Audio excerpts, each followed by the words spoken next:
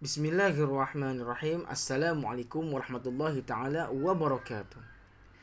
Adik-adik sekalian, apa kabar semua? Muadib doakan agar semua adik-adik sentiasa berada dalam keadaan sihat walafiat dan sentiasa bersemangat dan bersedia untuk mengikuti sesi PDPR bersama Muadib. Namun sebelum itu, kepada yang belum subscribe, tolong bantu Muadib tekan butang subscribe, tekan butang loceng, like and share video ini supaya Muadib sentiasa bersemangat untuk membuat konten sesi PDPR bersama adik-adik. Yang sudah subscribe, Muadib ucapkan ribuan terima kasih atas sokongan semua. Jadi alhamdulillah pada minggu lepas, pada video yang lalu kita sudah belajar tentang maksud alam sekitar. Kita sudah belajar tentang adab terhadap alam sekitar dan kita sudah sentuh berkaitan tentang kepentingan adab terhadap alam sekitar. Jadi pada hari ini kita akan habiskan tajuk ini dengan berbincang, dengan berkongsi dan menerangkan apa yang berlaku akibat kita mengabaikan adab terhadap alam sekitar. Bukan muka surat 186. Okey. Okey. Tengok sini, ada dalam muka surat ni kita tengok ada sesi temu bual, soal jawab kan. Seorang budak ni dengan Encik Amir. Budak ni dengan Encik Amir. Bayangkanlah budak ni korang. Jadi kita tengok sama-sama. Yang pertama, selamat pagi Encik Amir. Selamat pagi. Okey, katanya lagi, boleh Encik Amir ceritakan punca berlakunya pencemaran sungai ini dan akibat sekiranya keadaan persekitaran begini terus berlarutan? Apa kata Encik Amir? Terdapat aktiviti penebangan pokok-pokok getah di sebuah ladang di hujung kampung. Kemudian sampah sara tersebut dibakar di situ. Keadaan ini mengakibatkan berlaku pelbagai masalah alam sekitar. Antaranya ialah ketidakstabilan alam. Ketidakstabilan alam. Yang kedua, pencemaran udara. Yang ketiga, pencemaran air. Yang keempat, kepupusan habitat dan hidupan. Dan yang kelima, pendapatan penduduk terjejas. Dan yang seterusnya ialah hakisan tanah. Inilah yang berlaku apabila kita tidak menghargai alam sekitar, kita mengabaikan adab terhadap alam sekitar. Okey. Seterusnya, apa kata adik ini pula? Terima kasih Encik Amir. Katanya sama-sama. Jadi, apa yang Encik Amir cuba katakan di sini ialah akibat kita tidak akibat kita mengabaikan adab terhadap alam sekitar ni banyak perkara-perkara yang akhirnya natijahnya boleh merugikan manusia itu sendiri. Boleh merugikan manusia itu sendiri. Contohnya ketidakstabilan alam.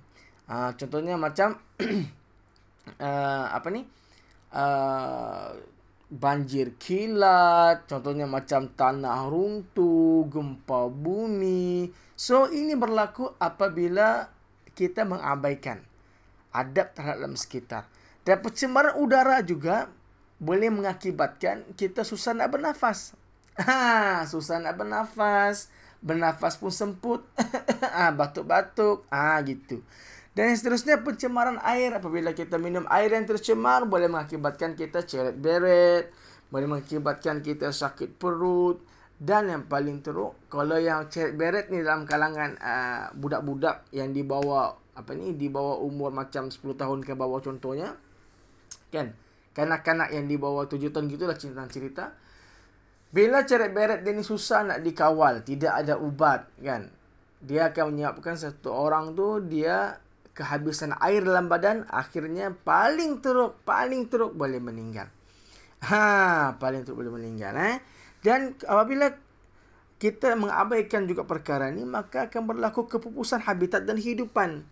Kita tidak sudah nampak habitat ni tempat tinggal. Tempat tinggal animals, binatang. Jadi bila tempat tinggal binatang ni sudah dimusnahkan, apa akan berlaku? Diorang akan masuk ke kampung, diorang akan masuk ke bandar.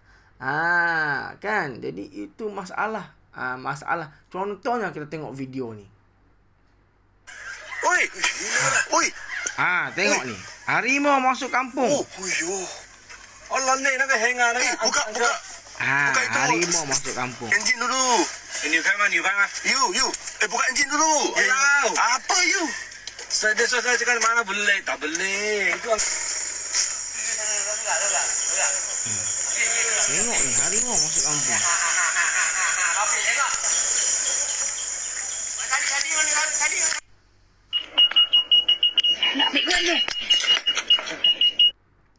Tengok, harimau yang rumahnya di hutan terganggu, rosak mungkin, akhirnya masuk kampung.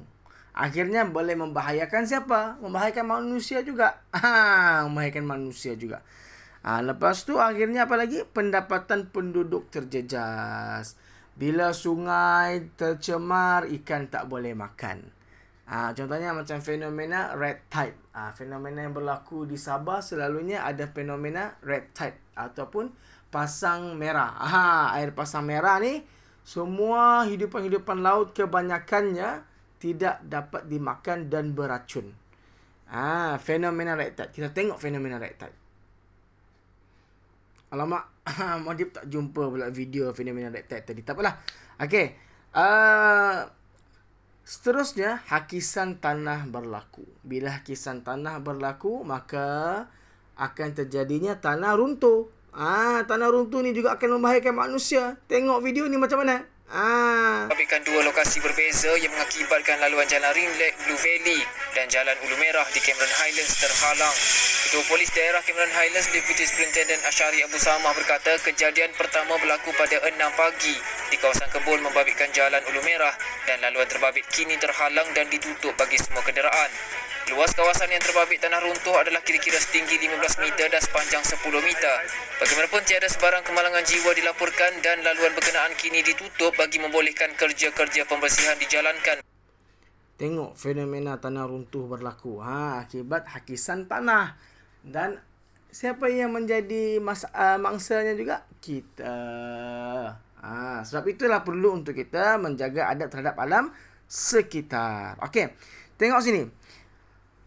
Allah Subhanahu wa taala berfirman, A'udzubillahi minasyaitonirrajim.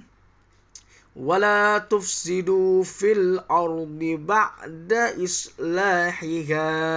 Surah Al-A'raf ayat 56. Maksudnya, dan janganlah kamu berbuat kerosakan di bumi sesudah Allah menyediakan segala yang membawa kebaikan padanya. Jangan buat kerosakan. Jadi mulai hari ini, adik-adik semua dan semua yang mendengar PDPR Muadib ni, kita kena jaga adab terhadap alam sekitar. Baik. Jadi tengok rumusan. Adab terhadap alam sekitar perlu diamalkan supaya kelestarian alam terus terpelihara. Oleh itu, setiap insan bertanggungjawab untuk memelihara alam yang amat berharga. Jadi insya-Allah, alhamdulillah, kita cuba untuk menjaga alam sekitar dengan baik. Dan kita cuba untuk mengamalkan segala yang telah dinyatakan adab-adabnya. Semoga akhirnya manfaat itu sendiri kembali kepada kita. Muka surat sebelah. Jalankan aktiviti sekuat prihatin alam sekitar bersama-sama dengan rakan. Okey. Tugasannya senang, tugasannya mudah, iaitu pada hari ini kita tidak dapat ke sekolah, tapi dapat buat di rumah.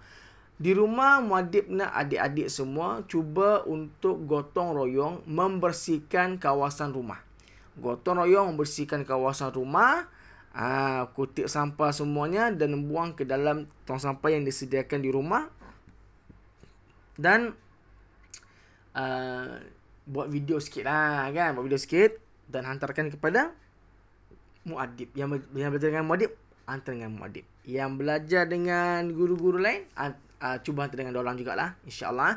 Jadi insyaAllah kita jumpa lagi pada sesi PDP dan seterusnya. Kita sudah siap cover tajuk ini. Dan moga-moga semuanya mendapat manfaat daripada apa yang Muadib sampaikan. Dan insyaAllah kita jumpa lagi pada sesi PDP dan seterusnya. Assalamualaikum warahmatullahi taala wabarakatuh.